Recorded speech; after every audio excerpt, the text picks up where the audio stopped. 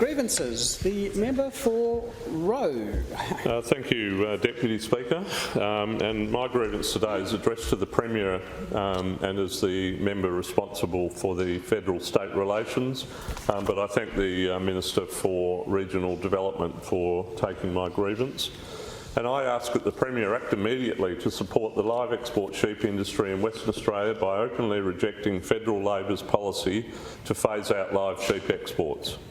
The Federal Minister for Agriculture has announced his government is committed to ending the industry, but that it will take place in the next term of Parliament to give farmers and exporters time to prepare for the transition away from live sheep exports by sea. An independent transition panel headed by Phil Glyde but stacked with a former animal rights campaigner, a retired Labor MP and only one WA member has since been appointed to advise the federal government about how to shut down the export of live sheep in Australia. I acknowledge the Premier has recognised industry improvements. The Premier has been clear that the current measures, including the Northern Summer live export ban, are sufficient, and other measures, including additional vet checks and onboard monitoring, have worked well and are effective and appropriate at this time. We have consistently asked the Premier to prove his support for the industry in this place several times and in the other place, but the answer comes back the same almost every time, that he acknowledges the changes made. We need now to see an actual demonstration of his support by rejecting the proposed ban publicly and vocally. According to the ABC on the 7th of March, the federal government is pushing ahead with its plan to ban live sheep export, despite fierce resistance from industry and the WA Labor government. We are yet to see this fierce resistance from the WA Labor government, but there is a collective hope we see it soon. There was hope the member for the South West, as the newly appointed Agricultural Minister, would support the live sheep export industry instead of pushing a hidden animal activist agenda like the former Minister. The Minister did in fact come out in support of the industry in the other House, and I quote, "The McGowan government supports the continuation of the live export industry." That's from Hansard, 14 Feb 2023. But by March was quickly fading in her resolve and backing down under pressure from the Albanese Government and perhaps even the Premier. Now the Minister's stance sadly says farmers need to face a future without live sheep exports. That's from the ABC, March the 3rd, 2023. To say the industry is disappointed is an understatement. Australia's live sheep export industry employs more than 3,000 people in Western Australia and is worth $136 million. The Premier and his ministers cannot ignore the value of this industry to the WA economy and the importance of it to thousands of WA families, not only farmers but feed suppliers and manufacturers, shearers, truck drivers, veterinarians, livestock agents, wool agents, exporting companies and more. Livestock Collective states, in the absence of live sheep export, there is insufficient sheep processing abattoir capacity in WA to support the production capacity of the WA sheep flock. As the major state supplying the live export trade, stopping exports would result in a reduction in price for WA farmers, a downturn in wool production and a rapid decline in sheep numbers. A letter sent to the Premier on the 27th of March, representing 28 peak state farming bodies, shearers, transporters, wool growers and exporters, calling for the Premier personally to not waver in the face of pressure from Canberra. The letter is very clear that this Labor policy is not only to ban live sheep exports, it's not just a livestock export issue, but a whole of sector issue, and calls on the Premier to stand together with industry and reject this ban now. Australian Livestock Exporters Council Chief Executive Mark Harvey-Sutton said the fight to keep the live sheep trade was not over, saying the federal government's actions and policy to end the trade set an alarming precedent for all agricultural industries.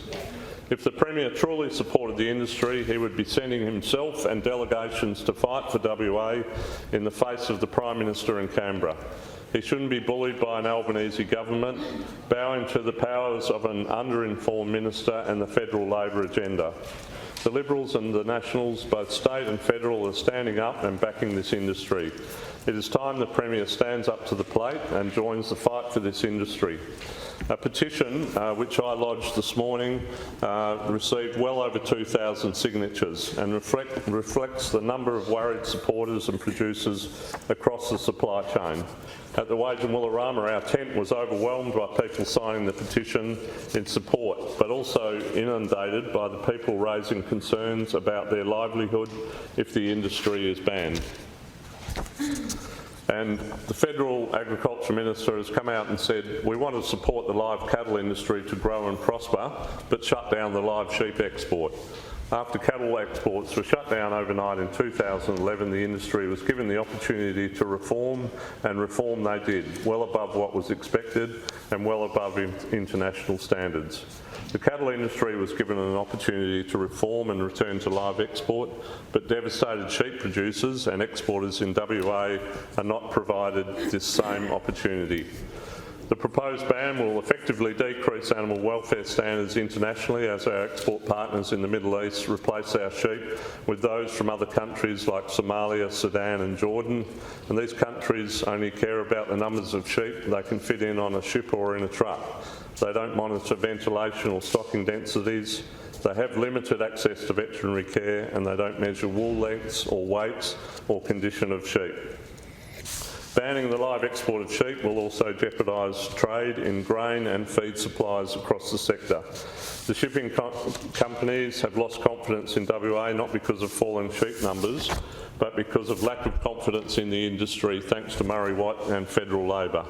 Without the definitive backing of this industry by the Premier against his federal counterparts, the numbers leaving on ships will continue to fall.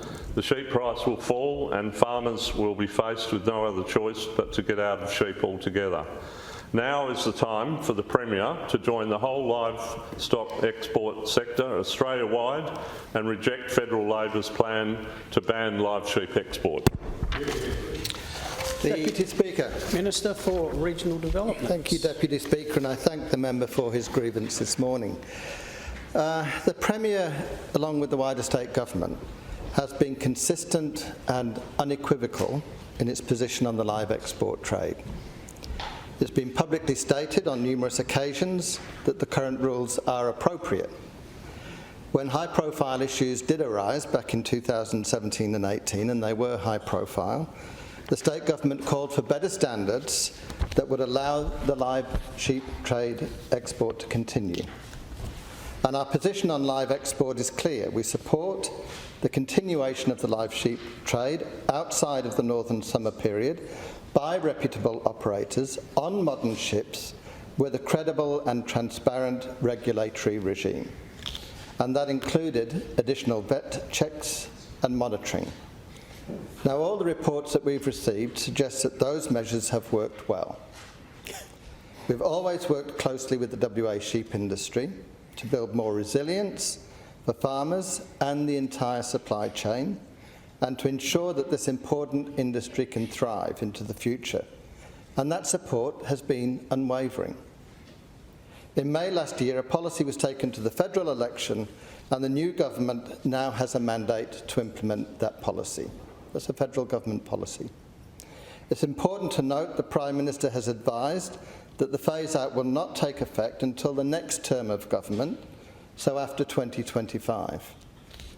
It's also important to note this government continued to make its position clear after that election commitment was made.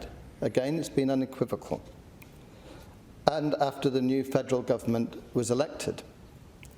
This fact has been recognised right across industry, and industry stakeholders, including WA farmers and the Pastoralists and Graziers Association, have actually commended the McGowan government's advocacy on the issue. Tony Seabrook, the president of the Pastoralists and Graziers Association of WA, and I quote, "Both the Premier and our WA Ag Minister have come out of this smelling of roses. They have not in any way sold us down the drain." John Hassell, the president of WA Farmers, she, in brackets Minister Jarvis, "can only do so much. I still hold Jackie in high regard. It is a federal government decision." And John Cunningham, the chair of the WA Live Exporters Association, For the Premier and the new Agriculture Minister to actually come out supporting the live sheep trade has been fantastic. So that's out there. And I note yesterday in the other place, the Honourable Steve Martin said, "I support the policy position of the Honourable Jackie Jarvis, Minister for Agriculture and Food, on this very important industry." And the Honourable Colin de Gressa came out and said, "I endorse the Minister's support for this industry, and I also endorse the Premier's support for this industry, and I look forward to continued advocacy for the Western Australian live sheep trade and the continuation." So, quite clear that the National Party in the other place are listening and supporting the WA government's position. Not so sure about this place. Maybe there need to be a few conversations between members of the National Party in this place and members of the National Party in the other place. Mark Harvey-Sutton, the CEO of the Australian Live Exporters Association, said, "I think the message that industry collectively needs to send to Minister Jarvis is that we have your back in taking this to Canberra." And she's already indicated she's taken the fight to Canberra. "Minister, we are very happy for you to continue to do so, and we will be supporting you every step of the way." So, I think it's pretty unequivocal what the state government's position is.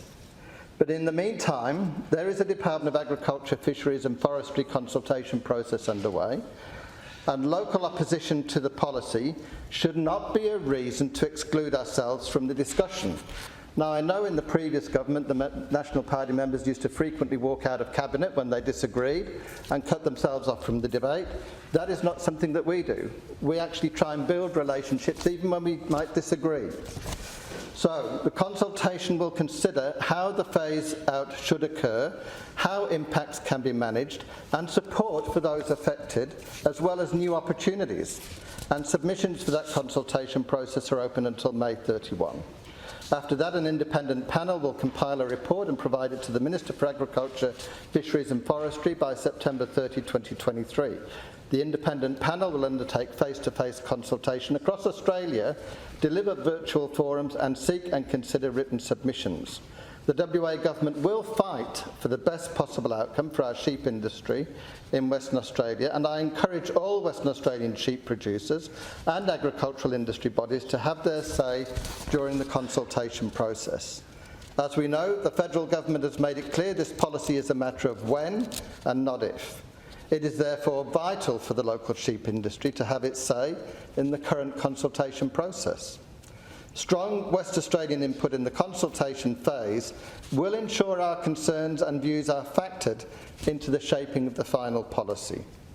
And in respect of the final policy, we're keen to see the sheep industry are given certainty about the way forward as soon as possible.